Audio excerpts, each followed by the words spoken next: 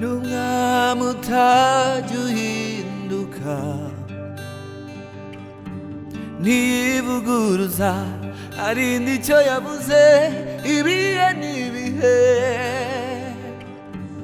akagisohoza.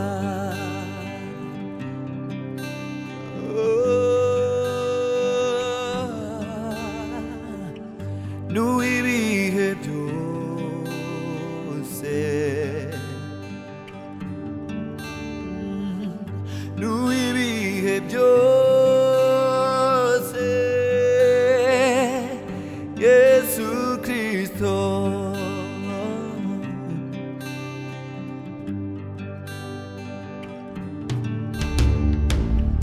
n'uwiteka ryose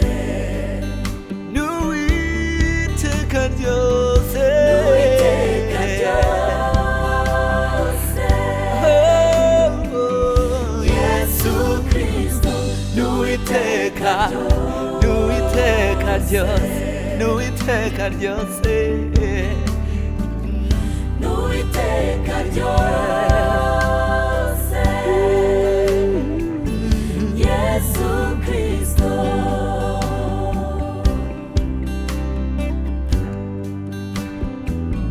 n'umwami utajya uhinduka n'umwami utajya uhinduka nubwo abandi bose bahinduka nubwo abandi bose bahinduka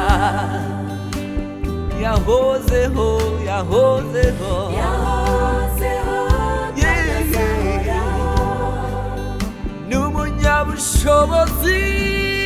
niwe nyir'ubutware n'umwami utajya uhinduka n'umwami utajya uhinduka n'umwami nubwo abandi bose bahinduka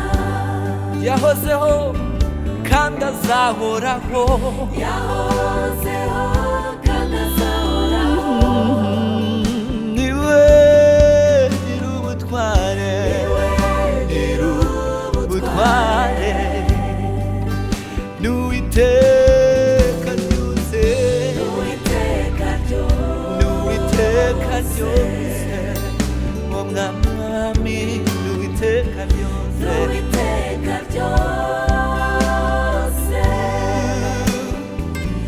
Yesu n'uwiteka n'uwiteka ryose kandi ushobora guhinduka ariko we ntazigera ahinduka n'uwiteka ryose Yesu Kristo